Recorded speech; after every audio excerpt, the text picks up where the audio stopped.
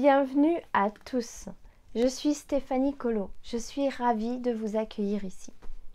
Ici, je te partage des tips, des astuces, de l'inspiration en lien avec ta vie lumineuse pour rayonner de l'intérieur vers l'extérieur et attirer à toi tes rêves lumineux. Je suis éveilleuse de lumière intérieure pour femmes spécialisée en communication et en sensorialité. J'accompagne les femmes à se reconnecter à leur intuition, à écouter leurs émotions et à décrypter leur personnalité au niveau sensoriel pour se reconnecter au meilleur d'elles-mêmes, pour se créer une vie extraordinaire que chacune mérite. Ce mois-ci, tu trouveras chaque jour un conte, une histoire que je vais te raconter. À la fin de la lecture, je te laisserai un temps pour t'imprégner, pour voir ce qui vient à toi au niveau des sensations, des mots, par rapport à l'histoire ou au conte du jour. Puis, je te donnerai des pistes de réflexion que je vais t'inviter à mettre en place dans ta vie au quotidien. Aujourd'hui, je vais te raconter un conte qui vient du livre de Jacques Salomé, Conte à guérir, conte à grandir. Le conte du jour, le conte de la petite fille qui cherchait en elle le chemin des mots. Il était une fois une petite fille qui ne trouvait jamais les mots pour dire ce qu'elle ressentait. Chaque fois qu'elle tentait de s'exprimer, de traduire ce qui se passait à l'intérieur d'elle, elle éprouvait comme une sorte de vide. Les mots semblaient courir plus vite que sa pensée. Ils avaient l'air de se bousculer dans sa tête, dans sa bouche. Ils avaient l'air de se bousculer dans sa bouche, mais n'arrivaient pas à se mettre ensemble pour faire une phrase. Dans ces moments-là, elle devenait agressive, violente, presque méchante. Et des phrases toutes faites, coupantes, cinglantes, sortaient de sa bouche. Elle lui servait uniquement à couper la relation qui aurait pu commencer. De toute façon, tu ne peux pas comprendre. Ça ne sert à rien de dire. C'est des bêtises de croire qu'il faut tout dire. D'autres fois, elle préférait s'enfermer dans le silence, avec ce sentiment douloureux. Que de toute façon, personne ne pouvait savoir ce qu'elle ressentait, qu'elle n'y arriverait jamais, que les mots ne sont que des mots. Mais tout au fond d'elle-même, elle était malheureuse, désespérée, vivant une véritable torture à chaque tentative de partage. Un jour, elle entendit un poète qui disait à la radio « Il y a chez tout être humain un chemin des mots qu'il appartient à chacun de trouver. » Et, dès le lendemain, la petite fille décida de partir sur le chemin des mots qui était à l'intérieur d'elle. La première fois où elle s'aventura sur le chemin des mots, elle ne vit rien, seulement des cailloux, des ronces, des branchages, des orties et quelques fleurs piquantes. Les mots du chemin des mots semblaient se cacher, paraissaient la fuir. La seconde fois où elle chemina sur le chemin des mots, le premier mot qu'elle vit sur la pente d'un talus fut le mot « oser ». Quand elle s'approcha, ce mot osa lui parler. Il lui dit d'une voix exténuée « Veux-tu me pousser un peu plus haut sur le talus ?»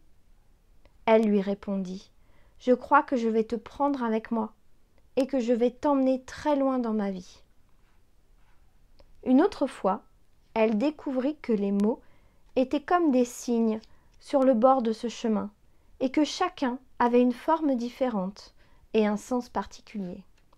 Le deuxième mot qu'elle rencontra fut le mot « vie ». Elle le ramassa, le mit contre son oreille. Tout d'abord, elle n'entendit rien, mais en retenant sa respiration, elle perçut comme un petit chuchotement. « Je suis en toi, je suis en toi. » Et plus bas encore, « Prends soin de prends soin de moi. » Mais là, elle ne fut pas très sûre d'avoir bien entendu. Un peu plus loin, sur le chemin des mots, elle trouva un petit mot tout seul, recroquevillé sur lui-même, tout frileux, comme s'il avait froid. Il avait vraiment l'air malheureux, ce mot-là. Elle le ramassa, le réchauffa un peu, l'approcha de son cœur et entendit un grand silence. Elle le caressa et lui dit « Comment tu t'appelles, toi ?» Et le petit mot qu'elle avait ramassé lui dit d'une voix nouée « Moi, je suis le mot seul. Je suis vraiment tout seul. Je suis perdu. Personne ne s'intéresse à moi, ni ne s'occupe de moi. » Elle serra le petit mot contre elle, l'embrassa tout doucement et poursuivit sa route. Près d'un fossé, sur le chemin des mots, elle vit un mot à genoux, les bras tendus. Elle s'arrêta, le regarda, et c'est le mot qui s'adressa à elle. « Je m'appelle toi, lui dit-il. Je suis un mot très ancien, mais difficile à rencontrer, car il faut me différencier sans arrêt des autres. » La petite fille le prit en disant « J'ai envie de t'adopter, toi. Tu seras un bon compagnon pour moi. » Sur le chemin des mots, elle rencontra d'autres mots qu'elle laissa à leur place. Elle chercha un mot tout joyeux, tout vivant, un mot qui puisse scintiller dans la nuit de ses errances et de ses silences. Elle le trouva au creux d'une petite clairière. Elle le trouva au creux d'une petite clairière. Il était allongé de tout son long, paraissait détendu, les yeux grands ouverts. Il avait l'air d'un mot tout à fait heureux d'être là. Elle s'approcha de lui sourit et dit « C'est vraiment toi que je cherchais. Je suis ravie de t'avoir trouvé. Veux-tu venir avec moi ?» Il répondit « Bien sûr, moi aussi je t'attendais. » Ce mot qu'elle avait trouvé était le mot « vivre ». Quand elle rassembla tous les mots qu'elle avait recueillis sur le chemin des mots, elle découvrit avec stupéfaction qu'il pouvait faire la phrase suivante. « Ose ta vie, toi seul la vivras. » Elle le répéta plus lentement. « Ose ta vie, toi seul la vivras. » Depuis ce jour, la petite fille prit l'habitude d'aller se promener sur le chemin des mots. Elle fit ainsi des découvertes étonnantes. Et ceux qui la connaissaient furent très surpris d'entendre tout ce que cette petite fille avait à l'intérieur d'elle. Ils furent étonnés de toute la richesse qu'il y avait dans une petite fille très silencieuse. Ainsi se termine le conte de la petite fille qui ne trouvait jamais les mots pour se dire. Voilà, je vais vous laisser le temps maintenant de respirer et de voir ce que cette citation, ce que cette histoire, ce que ce conte procure en vous. Je vais vous inviter à respirer en conscience, à prendre le temps, et puis moi je reste avec vous. Je vous laisse et je suis là.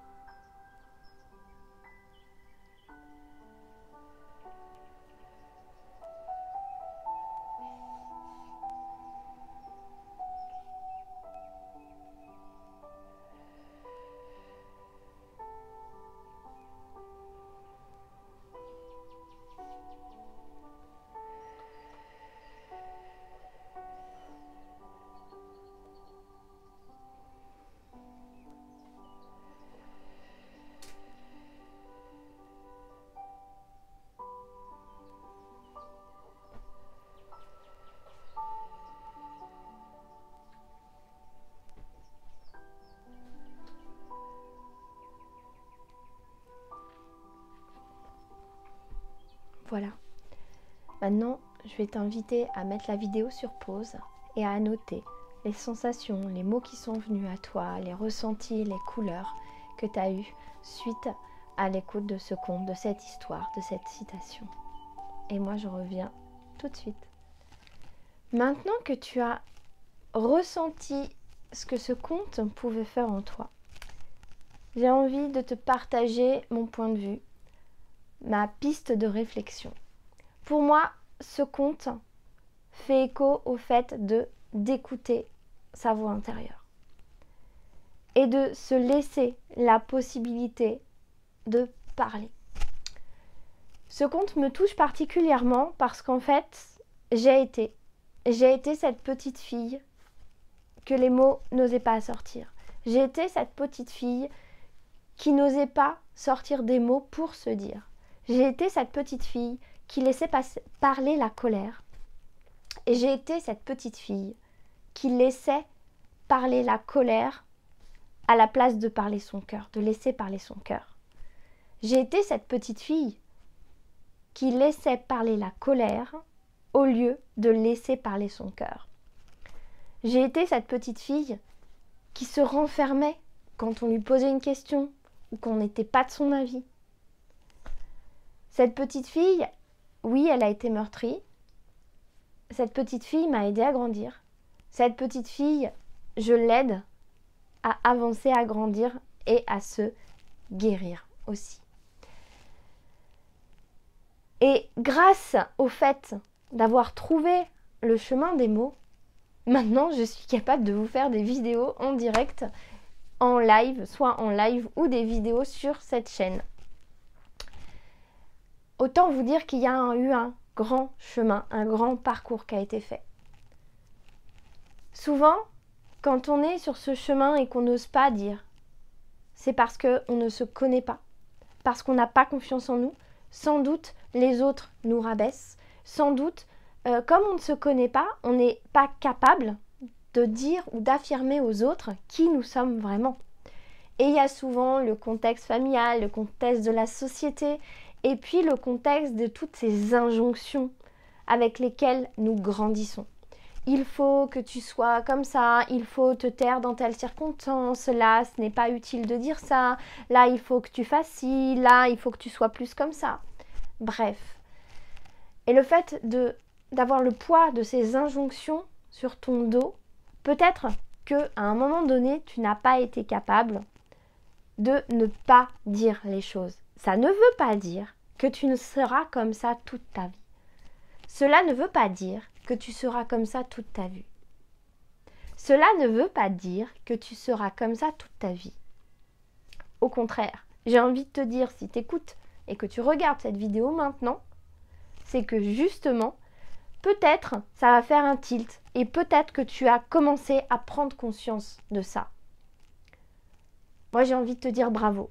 J'ai envie de te dire félicite-toi. J'ai envie de te dire mets de la gratitude sur ta découverte, sur qui tu es, sur ton chemin parcouru.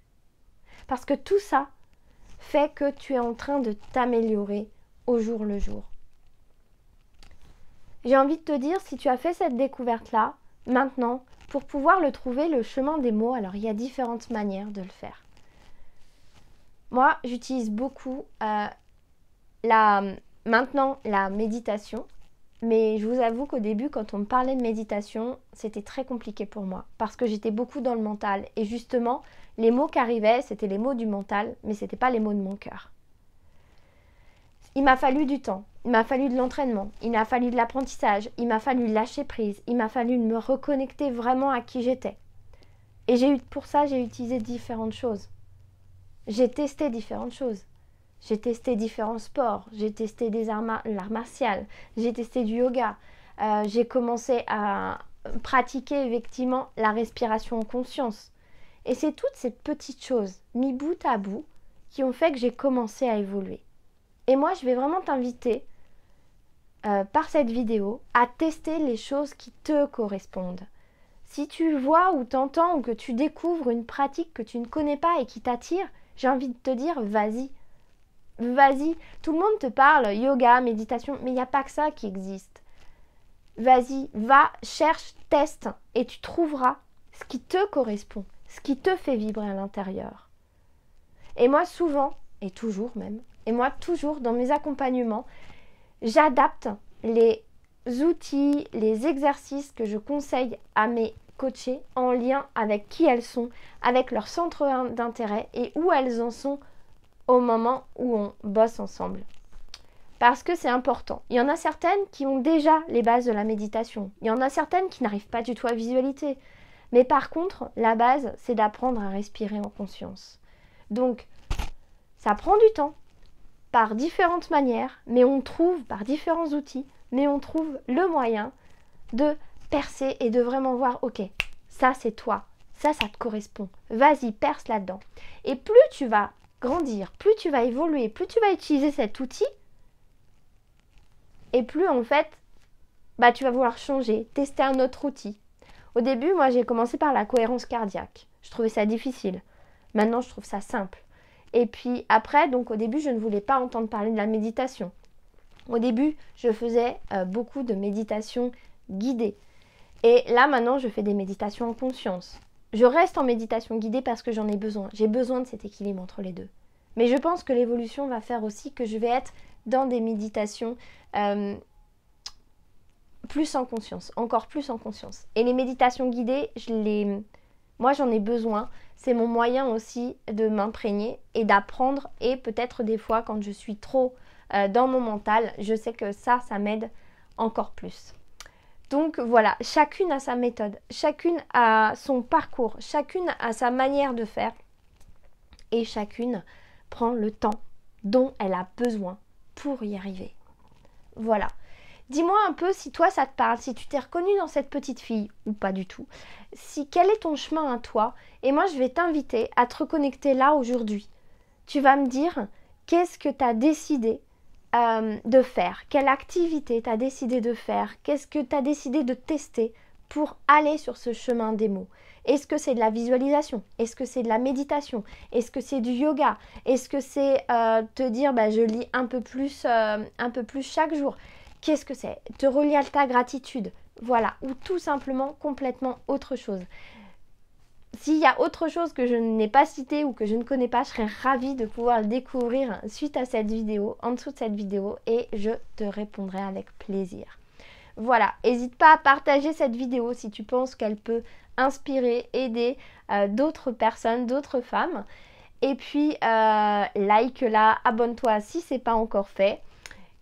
Et puis, si tu souhaites vraiment te connecter à ce chemin des mots, si tu as besoin d'aide pour la visualisation, pour mettre en place des méditations, moi c'est ce que je fais au quotidien avec les femmes que j'accompagne pour les aider à aller vers leur chemin, pour dépasser leurs difficultés du moment, soit pour changer de vie, soit pour se reconnecter avec la personne qu'elle aime ou avoir une relation sereine, soit tout simplement pour changer de travail, soit pour être bien dans leur vie et ou se reconnecter également avec sa famille, ses parents, ses enfants. Voilà. Et puis, je serai ravie de échanger avec toi. Si ça t'intéresse, il suffit juste de venir me retrouver et de réserver ton appel métamorphose. Et je te dis à très vite!